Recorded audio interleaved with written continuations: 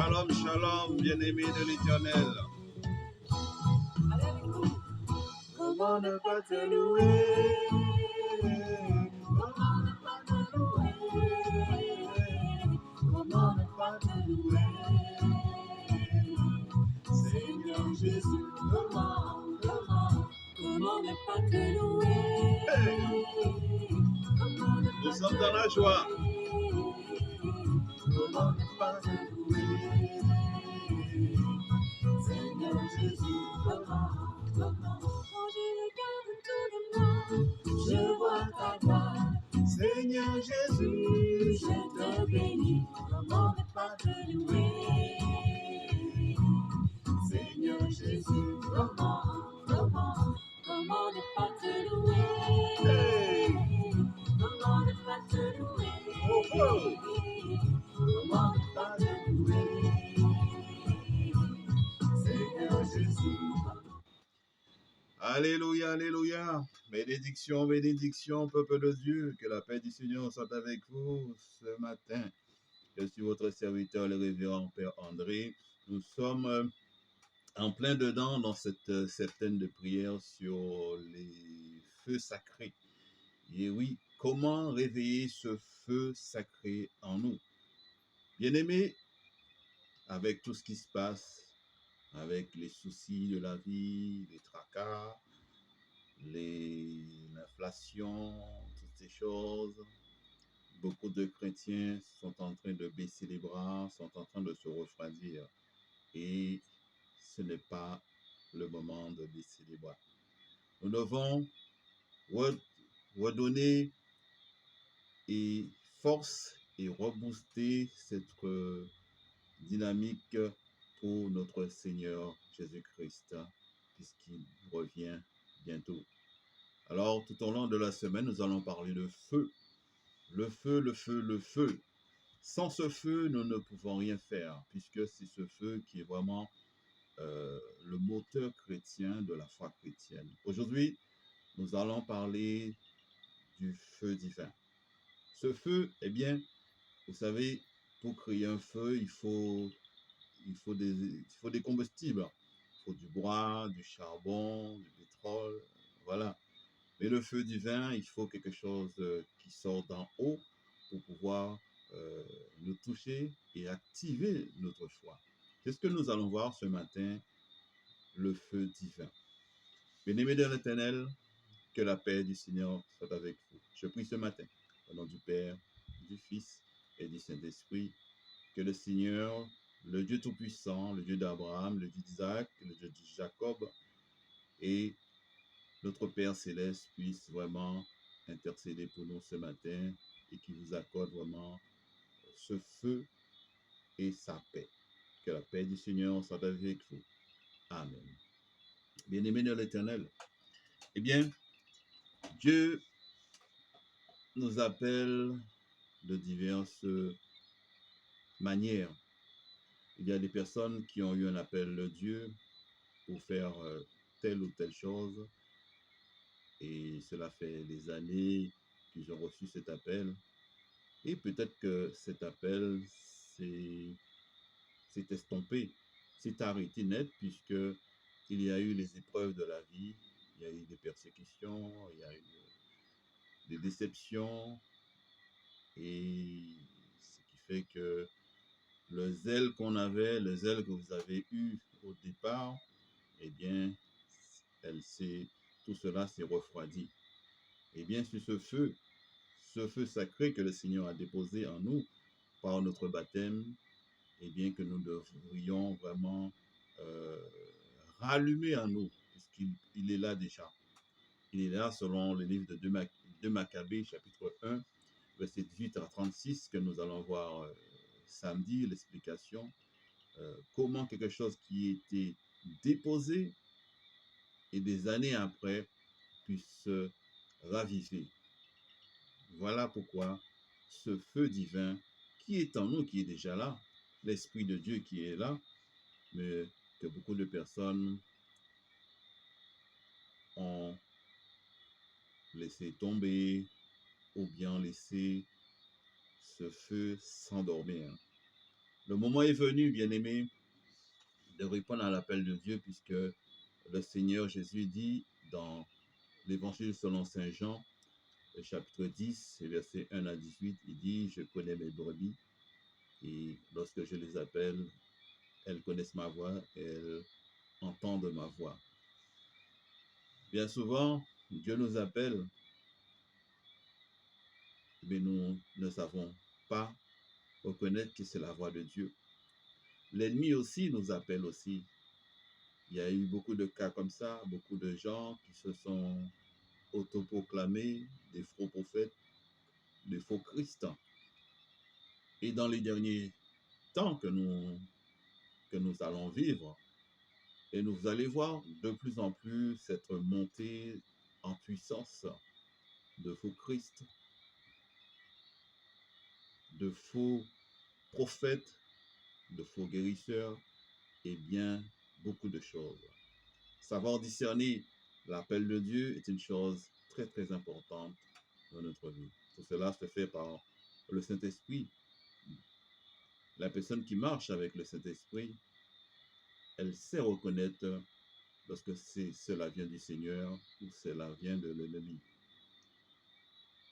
Nous avons dans l'Ancien Testament où Dieu a appelé Moïse parce qu'il a vu que ce buisson ardent, ce feu, mais que ce buisson ardent ne se consumait pas. Dieu l'a appelé. Moïse, Moïse. Mon ami, je pense qu'aujourd'hui, le Seigneur t'appelle à revenir vers lui. Peut-être tu avais des ambitions d'ordre spirituel. Bien sûr, tout le monde a son chemin, tout le monde a sa vocation. Ça peut être aider les autres, ça peut être visiter les malades, ça peut être être prêtre, ça peut être beaucoup de choses. Mais chacun a sa vocation, chacun a sa mission. Il ne faut pas essayer d'entrer dans la mission d'une autre personne en pensant que c'est la volonté de Dieu. Non, chaque personne a sa mission sur terre et c'est un appel universel. Nous sommes tous des témoins, nous sommes tous des prophètes de Dieu puisque nous témoignons et nous prophétisons que Jésus revient. C'est ce qui est important pour nous.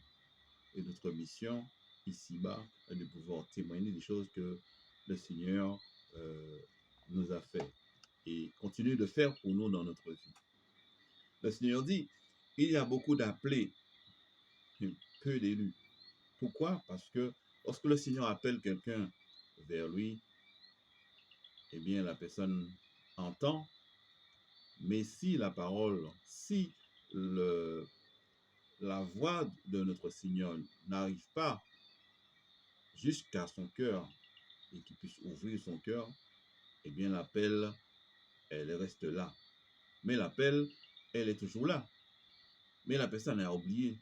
Disons, elle a fait comme si rien n'était. Rien n'était.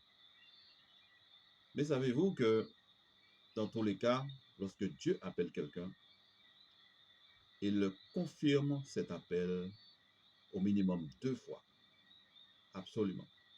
Si vous avez un appel, le Seigneur vous appelle pour faire une mission pour lui, quelle que soit la mission.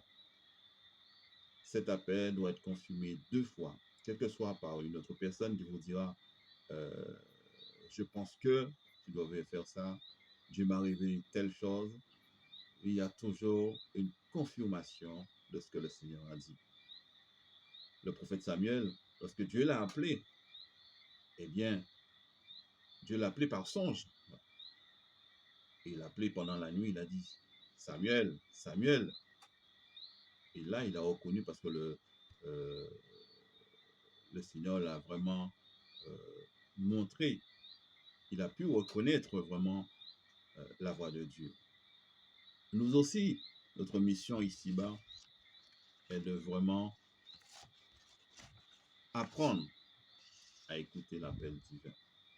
Comment cela se réalise? Bien souvent, comme j'ai dit tout à l'heure, ça peut être une personne qui viendra vous confirmer ce que le Seigneur vous a déjà vous a dit. Mais beaucoup de personnes ne se rendent compte pas que Dieu nous appelle en nous faisant remémorer les souvenirs, les bons souvenirs de notre vie. Les bons souvenirs que nous avons passés, par exemple dans l'église, à servir dans l'église, ou les bons souvenirs que nous avons faits pour servir d'autres personnes.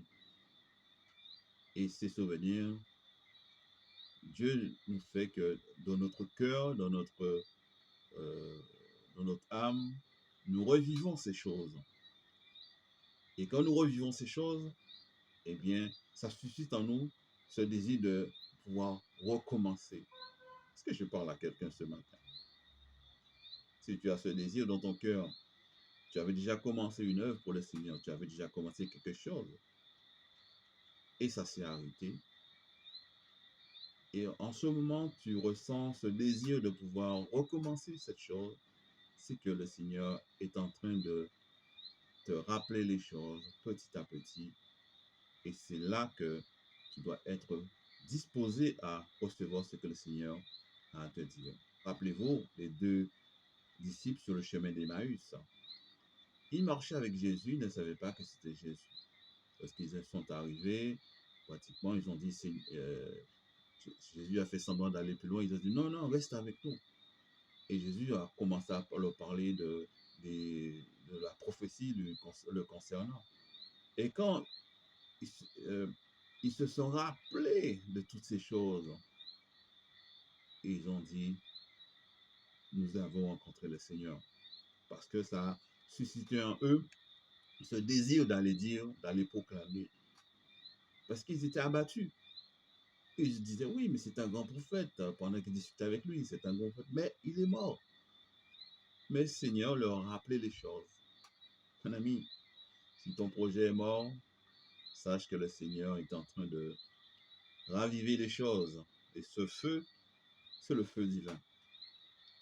Quand tu sauras et que tu comprendras que l'amour de Dieu, et tu prendras pleinement conscience que Dieu t'aime et qu'il veut faire de toi une créature nouvelle, tu commenceras à entrer dans une nouvelle naissance du Saint-Esprit qui va t'apprendre à cheminer pas à pas avec le Seigneur.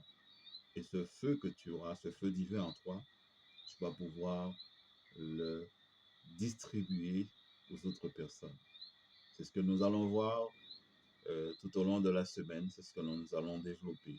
En tout cas, que ce feu divin qui est l'appel de Dieu, que Dieu nous appelle, sachez reconnaître la voix de Dieu et sachez apprendre à entrer dans l'appel de Dieu. Les persécutions, l'opposition, bien souvent des hommes, fait que nous doutons, fait que nous trébuchons, mais rien ne doit nous éloigner de l'amour de Dieu. Que le Seigneur puisse vous bénir aujourd'hui, que le Seigneur puisse vous bénir cette fois et qu'il puisse vous protéger, vous fortifier et confirmer vraiment ce qu'il a déposé dans votre cœur. Au nom du Père et du Fils et du Saint-Esprit. Amen. Que Dieu vous bénisse et vous accorde une bonne semaine avec la grâce de Dieu. Soyez bénis, soyez bénis. Que Dieu vous garde et vous apporte la paix